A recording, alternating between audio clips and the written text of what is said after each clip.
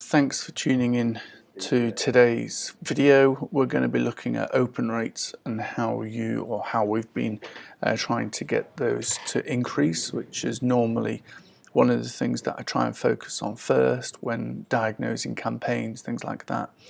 Why aren't you getting more of your emails opened?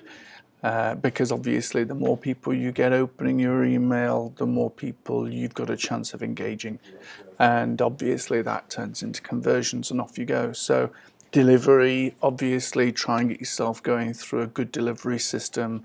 We use a number of different platforms. We use Amazon, we use Zoom Mail, Aspiro Mail, we use all sorts of different platforms. And then obviously once you've got that, you're going straight to your open rate, trying to increase that. So that's what I'm going to focus on in this video today. Thank you for joining us. This show is sponsored by Email Movers. We provide all sorts of services, email marketing services, email data, design, delivery, focusing mostly on B2B, B2C data. So if you've got any requirements in that area, you can always reach out to one of those guys there. They also do lots of cleansing, and etc., etc. So we've got a little studio here in the office where we put these videos together once a week, every Friday morning, in fact, and then we get it out to everybody that we're in touch with. We either do that by email or we do it by Facebook or LinkedIn. However you've come through to this, you'll be watching it on YouTube. And you can subscribe to the channel as well. And I don't know if using the word subscribe means that the YouTube algorithm suddenly delists this video. I'm not an expert on it, but I do know that it is important for people to subscribe, because then they will get a notification every Friday morning when we put a video out.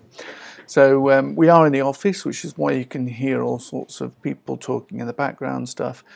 But don't let that distract you. Let's just get on with it. So one of the things that's important when we're looking at B2B prospecting, which is mostly where I focus, is the format of the email.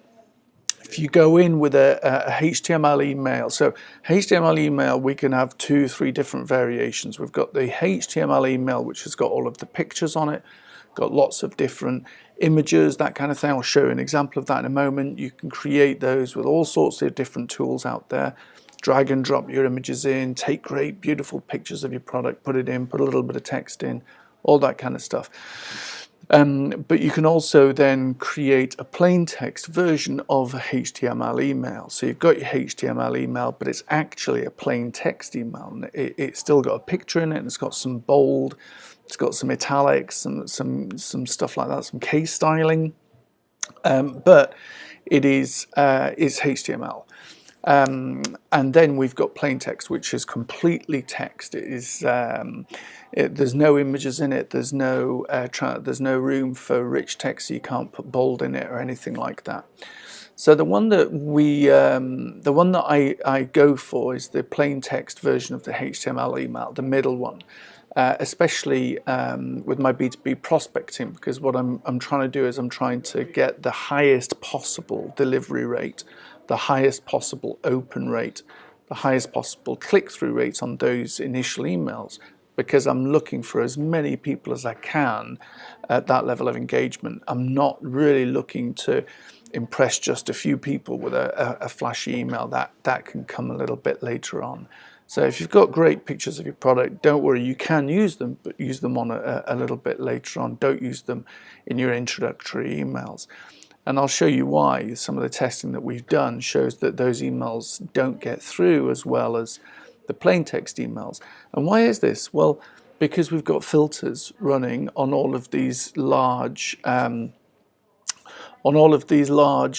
email service providers. We've got huge filters running, and these filters use algorithms, and one of the things that we suspect that they look at is the size of the images that are in the email that's coming through. And if the weight of the email is favoring lots of images, then they may suggest that or the algorithm may suggest that email is actually trying to promote something or sell something. And at that point, it might therefore filter it either into spam or into another folder, which is not obviously going to be immediately apparent in the inbox. So using lots of images, or using a large image, or using an image, a few megabytes against 4 or 5 images, again a few megabytes, you're going to be creating a lot of weight in your email, and that could affect your delivery rate. Because I said the ESPs may not like that, or they may think that it's trying to sell something. There is something about the actual weight of the email as well. So if you send an email out which is 8 megabytes, you're actually going to be triggering in that algorithm other things which are saying, look, there's an 8 megabyte email here, it's going to 20,000 people or 20 million people or whatever it is. That's a lot of work for our service to do. We're just going to dump it. We're not going to deliver this. Now, I did notice recently that all of my Pinterest emails, and I love Pinterest, I use it for ideas and a variety of number of things, but I've just recently noticed that they've all been going into my spam folder now on Gmail, and that is not great because that I really enjoy those emails, but something's obviously gone wrong there. And so they've just all ended up in my spam. Now it could be because they're just so heavily weighted now, these emails with all of the images. It's important to remember that Gmail, although it's a business domain like emailmovers.com, things like that, a business domain could still be managed by Gmail or one of these other email service providers. So they are going to be using the algorithms and all of the different filters that Gmail would use in a typical inbox, but on a business domain. That's pretty straightforward. So you could go to something like barristersaccountants.com, and although it says Judy at barristersaccountants.com, it's actually still being managed by Gmail, and the person is logging into Gmail to get his or her emails. So it doesn't mean that they don't have any of this complex algorithms running. They do, and it's cheaper as well to use Gmail sometimes. Because you don't have to manage the server, all that kind of stuff. Anyway, what we're going to do is we're going to just jump straight through now. We're going to have a look at this example of an email that we've been sending. Now, this is for a company that has been doing business rates. So as we all know, business rates are a big issue at the moment because business rates have been adjusted by local councils, and there's obviously there's a lot of revenue for them to make there with that. But one of the issues that we've got is that there are a lot of guesses around what the size of your offices are, whether or not there's any refurbishment going on in your offices that's out of your control, all these things that could affect your business rates. And what this company is doing is it's trying to say, look, we're going to run you a free business assessment or a rate assessment. And then they pretty much tell you what you should be paying, and if it's less than what you are paying, then you can get a rebate. So this email here, HTML email, are high business rates hitting your profit margin? Your business can claim for a rate. So they get all the information into the email about what it is that they do. I've blanked it out, but there's also call to action, telephone number, and there's the company name as well. So they do get everything in there, and we'll have a look at the open rate and the click-through rate. So this email was delivered to 1.6 million contacts over a period of a few days back in November 2018 when this campaign was being tested. We could see that there was about 112,000 that weren't delivered. Just put that to one side for now. That could be out of offices, people going on holiday, that kind of thing, breaking up for Christmas or whatever it was that was going on.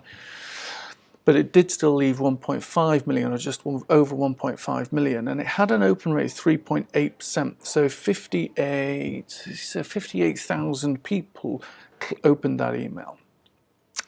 We looked at why people are opening emails last week, and we're looking at it this week as well. But what we do find there is that that's 3.8%. So all of the people that click through now are reliant on that open rate. So the higher your open rate, the more people will click through.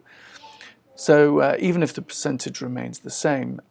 So we've got unique opens. So some people open the email twice, as they do. They go to the email, they read it, then they come away, and a couple of days later they might go back and reopen it because they've had a chance to think.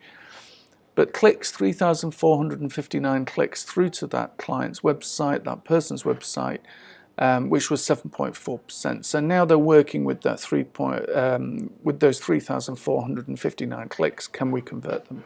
7.4% conversion rate. Now look at this email. So this email is still a HTML email. So it had an image of the person, their signature at the bottom. It was able to use different colors in the text and things like that. So it was still HTML. It wasn't purely plain text, but it was just a text email. And this does the same thing, but it's a little bit more personal, and as you can see, it's got the word I in it, things like that. So it's drafted to look like an email from one person to another person. And what you've got is quite an interesting result here. So we still had the call to action, which was a link, and we still know who it's coming from because down in the footer. So it's achieved the same thing. But if we look at the results, it went 1.3 million a month later. So it's delivered about 1.3, undelivered 2,990. Let's just put that to one side at the moment. I'm not going to analyze that in too much detail. But let's look at the open rate. So the open rate has jumped from 3.8, if you remember in this one, it's 3.8%. It's jumped to 5.4. Now, what you can see here is that even though the last email got delivered to 1.5 million, got open rate 58,000 people, this has got higher because the percentages are higher. We've got 5.4, 71,000 people opened the email. And from those people, we've got 55,000 unique people, but we've got 4,167 clicks. We look at the one before, 3,459. So you can see there that the open rate has increased from 3.8 to 5.4 simply by moving from HTML email with images, very image heavy, over to a HTML email, but a text version of that email. And I think that that's really important. If you've got a product that you are providing, which is a bit like this, a service, something like that, it's to a B2B audience, I think what we're saying here is that you really do need to test the email that you're sending out. If you're sending HTML emails out with images in them, test sending out plain text emails.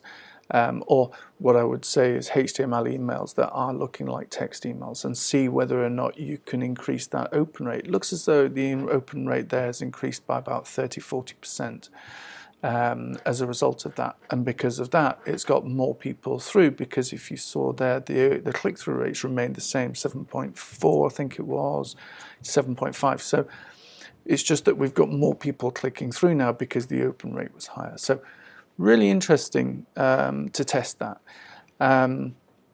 One of the things also that I would bear in mind here is that when we're testing these kinds of things, it's important to use some kind of a spreadsheet, some kind of a worksheet to help you understand what tests you're running and to help you understand the results of those in a structured way. One of the things that I've done often is I've done tests and I've not properly marked down what test I'm doing, what I'm actually trying to achieve, and what the result was. So I get a little bit lost. So now I have a spreadsheet, put on that spreadsheet the tests that I'm doing on the left-hand column, and then I put the result, or the goal, what I'm trying to achieve. Am I trying to increase my open rates, my delivery rates, whatever it is? And then I put whether or not I was successful, and I put some numbers in there. Was it 4.5%? Was it 8%? That allows me to keep track of the tests that I've done and the results that I'm getting from them. So that's it for today. We're going to be looking at all sorts of things next week as well, next Friday. Still around the open rates. So this is the third or fourth video that we've done around open rates. So we are still going to be looking at open rates, but we're going to be looking at open rates, and in this particular example, the increase is quite significant. We looked at last week being able to get the open rate to about 14.7% on cold emails. On this one, we have been able to look at being able to get the open rates on large volumes from 3.8 to 5.4. And in the video that we're going to do next week, we've had a test where we've done something and we were able to get an open rate of about 30%. So that's quite a significant thing. So tune in for that next week. And until then, if you guys have any questions, you can get hold of us, emailmovers.com obviously, but you've also got me on Twitter, Duncan Gledhill, and you can leave a comment below. Thanks for watching.